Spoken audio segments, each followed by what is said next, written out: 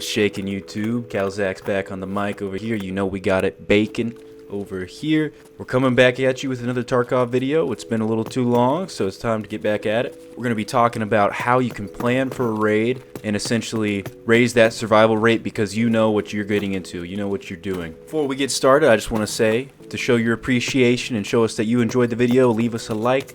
Leave us a comment with your reaction. We read all of the comments. Let us know what you want to see. We're out here to talk to you guys and help you guys out with whatever you need. And lastly, I'll go ahead and show you. It's going to take 5 seconds. Please subscribe and turn on those notifications. Ready? 5, 4, 3, 2, 1. That's it, baby. Let's go ahead and hop right into it. Alright, so first, I want to just start out with some general tips and advice for planning for a raid that you're about to go into. So, before any raid that you go into, I want you to have a clear goal in mind that you're looking to accomplish. This is dependent on you, your playstyle, and what you need or what you want to complete in this game. Okay, I don't want you to be going out there without a goal in mind. Okay, we'll talk about why that's a problem in just a minute. But as for the goal itself, maybe the goal is to complete a task, to chat it up and get some PMC kills, or maybe it's just simply finding any loot that you can because you're broke as hell. Okay, it doesn't matter what this goal is. It's more important that you have a goal, alright? So this goal will vary from person to person. It's not as important about what the goal is about, okay? So don't worry about what goal your favorite streamer or your colleague, Billy Bob Jean, has in this game, okay? While it can be helpful to watch that streamer to gain information about the game, they are almost certainly at a different stage in the game than you might be. It may be way further. It may be, not even to where you're at.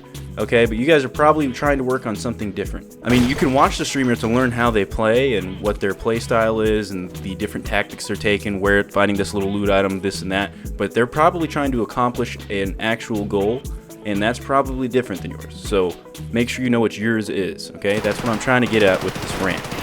The goals that you should have in this game should be personalized and focused to what you are looking to achieve. If you have a team, then the goal should be centralized to something that will help everyone, okay? So if you're solo, look for what you need, check your tasks, check what you need to do. If you're with the team, come together, centralize the play, all right?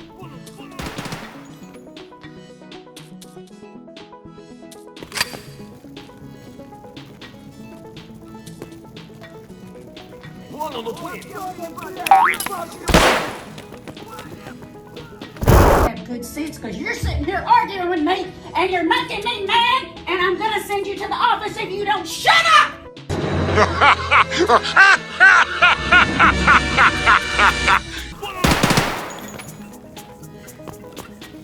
So my main point, just before every raid, make sure you have a clear goal in mind, whatever it may be. There is nothing worse than going to a raid with your dick in your hand, running around aimlessly like a headless chicken. It's just a great way to get yourself killed. You may as well just save yourself some effort and put your gear up on the flea market for free, because at that point, you're just giving your shit away to the first person to come kill your ass, okay? I mean, you might as well just save the effort. Any good military operation would be planned beforehand. You should plan it too, okay? Even if you spend a very small amount of time doing it. It doesn't have to be this lengthy process, okay? And some of you are going to be like, oh, this isn't a military operation, I'm just playing Tarkov. Okay, yeah, totally, it's a game. But that doesn't mean you should go in just with no plan in mind. I mean, we're simulating a military game here. Take a little simulation of their planning. It doesn't have to be a fucking team of, 20 all working together to plan this shit out. I mean, it's just you, but just take a few minutes, okay, to think about what you want to do. Alright, moving on. If you don't have the maps fully memorized, which takes time, I highly recommend you have a map open both before and during your raid. Okay, so pull it up. You can buy the ones from the traders, but they're not as detailed, so for really learning the map, I would recommend you Google one. I'm sure I can post some links to the ones that I use in this video in the description, so check that if you need some. But always have a map open until you've really got the thing memorized, okay? Okay, not only do I want you to have the map open before and during the raid, I want you to take some time to chart out the path that you'll need to follow before you start the raid. Now, of course, this is going to be different depending on your spawn point of the map, things like that, but let me go ahead and show you just a quick example of what I mean. Okay, here we are in the interchange map. Keep in mind you could spawn on anywhere on the perimeter pretty much. There's various spawn points, so of course keeping that in mind, let's say I know I need to go to this store here to pick up an item for a task or something like that. Or maybe I just like the spot and I want to get there to hunt PMCs or get in a fight or whatever it might be. Maybe I've got a key over there, okay? Either way, I know I want to go there. I know I'm going to spawn on the perimeter, okay? So that's always up in the air. I can't know where I'm going to spawn beforehand. I've just got to be ready to go. But basically, examine the main entryways into the mall. It'd be the main entrance, maybe some garage passageways. Think about that. Think about where you can get into the mall and then how your path would start from there. Now, Interchange is a special map. There could be a few different ways you're going to have to, be ready to chart out. But once you get into the mall, there should be a main pathway you can just basically hop on to the flow. Think of it like a river. You're on the side of the river. You don't know which side of the river you're going to be on, but as soon as you can hop into that river, the flow is just going to take you to your destination. That's the whole goal I'm trying to say here. And if you can hop onto this river every time you do a raid with the same goal in mind, you're going to get better and better on that path. You're going to know where enemies are coming from, where to expect them, and find yourself surviving more. So that's basically what I'm saying here. Attention gamers. You ever have that feeling when you're gaming that you're missing something? Well, I think I might know what that is. I think you're lacking your gaming gear. Like this shirt here. For shirts like this one and other fun gaming gear and awesome apparel and things like that, jump over to arraygaming.com and use promo code CalzaxTV for a 10% discount to all their merchandise, all their gear. And thank me later. That feeling will go away. Alright, my next tip. So in Tarkov, you will essentially want to have gear lineups. In my opinion, it's kind of like in Call of Duty where you have your different loadouts you can choose. Your loadout needs to be basically linked to what you want to accomplish in the raid. So while some loadouts that you might pick are more like all around, where you can pretty much use them in various scenarios, it's very smart to cater your loadout to whatever you plan to accomplish in your raid. I'll explain more about what I mean by this momentarily. So also, I want you to take time to think about what you're actually keeping in your secure container. By that I mean your alpha, your gamma, hell, your kappa if you've even got that. I think there's a beta, epsilon, I don't know, just whatever, that secure container. So you've got those slots. Those are your protected slots, man. Those are your sacred slots, okay? But they have a use in every different raid, and it could be different. So you probably need to change what's in there pretty often. For example, you might want meds and ammo and special task items and other containers like a key tool or even extra space for loot. It's just all dependent on what you're looking to accomplish. We'll show some lineups or like some actual gear loadout examples in just a minute. That'll be towards the end of the video, so we'll get there. But for example, what I mean, let's say you're just going in to get some loot and you're broke as hell, you got nothing. You probably don't even need meds then, so just take them out and then grab loot and put it in your secure container, so if you die, you at least come out with something. Now, it's not going to be found in raids, so you can't sell it on the flea market, at least at the time of the making of this video, but you can at least sell it to the dealers, so that's good. Also, just a little side tip, don't sleep on the Grizzly medkit. I feel like it's just not discussed enough. Grizzly is basically a medkit, a bandage, and a splint all in one unit, and has like a ton of uses, so it's got 1,800 hit points, I think, on it. And so, I mean, you just have this massive medkit. You can just keep healing yourself like crazy. The Grizzly also provides a special buff, which is awesome, but it does take a 2x2 slot, so it is a lot of space. It would take an entire alpha. So I wouldn't recommend it for every raid. It just depends on what you're doing. Another thing, for all your loadouts, I would bring at least one grenade if you can afford it. Especially if you play solo. One lucky grenade can be the difference between you wiping an entire squad of 3 people or higher or something, and you just meeting your untimely demise. So bring one. That's my recommendation. If you have a team, be damn careful with that grenade. Be damn careful. Okay, so I do want to dive into just some examples of like loadouts that I would bring into raids. Part of the planning for a raid process is choosing those weapons, exactly. So before we get straight into the examples themselves, I just wanted to say a couple things. I think it's very important to get comfortable with certain weapons in this game, so I personally try not to vary my gun choices too much unless I'm messing around or trying to learn a new weapon. With that said, it's still quite important to cater your weapon and gear choice to the raid you're planning. For example, if you're going to go into factory and fight PMCs in office, don't bring a bolt-action sniper rifle with a 10-time scope and sword and headphones. Instead, grab a submachine gun, a shotgun, or even an assault rifle with close-range sighting and some solid armor if you can afford it. That's much better. Another example, if you're going to go into woods, unless you're doing a task for it, don't bring a shotgun and your favorite fort armor, okay? Instead, bring some range. Consider a sniper of sorts, but you can totally make an assault rifle with long-range sighting work. If you bring a bolt-action sniper, I recommend you bring a sidearm, or have someone at least to protect you at close range as well, in case somebody comes up on you through the trees. It's not easy to kill people up close with the bolt-action stuff. I mean, it just takes practice, I guess. And for armor, honestly, on a map like that, you might not even need armor. Most people are going to be running snipers on that map with large caliber bullets. Lots of these will have high armor penetration anyway, so don't even bother slowing yourself down and wasting money, in my opinion. I feel like armor on woods is mainly only useful for keeping scavs from killing you up close. So, and you don't have to bring range to woods. Like if you're gonna go to the sawmill, that's, for example, probably we're gonna be getting in close to mid-range fights there. So just dependent on your raid, what you're trying to do. Again, cater your gear for that. All right, let's go ahead and hop into some very specific loadouts that I would recommend. We're gonna be talking about first like the short range, and then a mid-range build, or like an all-around build. It's kind of both actually. And then we're going to be discussing a long-range build and just showing you an example of loadouts that I use. But this is totally up to personalized choice. Choose guns that you like and get comfortable with. Of course, watch videos about different guns. If you want to go with something meta, go with something meta. If you don't want to, that's fine. Play the game how you want to. I feel like people don't stress that enough. All right, now we're going to start talking about the CQB and short range kind of loadout and lineup that I've come up with for you guys, just as an example. Again, you can switch out anything in this. It's just an example, but I just want to show you guys how you should kind of pick your loadouts depending on your situation. So again, CQB short range here. We're going to start by showing you the MPX. This is a great little submachine gun that I've chosen for you guys. The reason I like it a lot is because it is powerful for a submachine gun in some ways for the price that you pay for it, but also you can just take attachments that you find and you can throw them right onto the gun.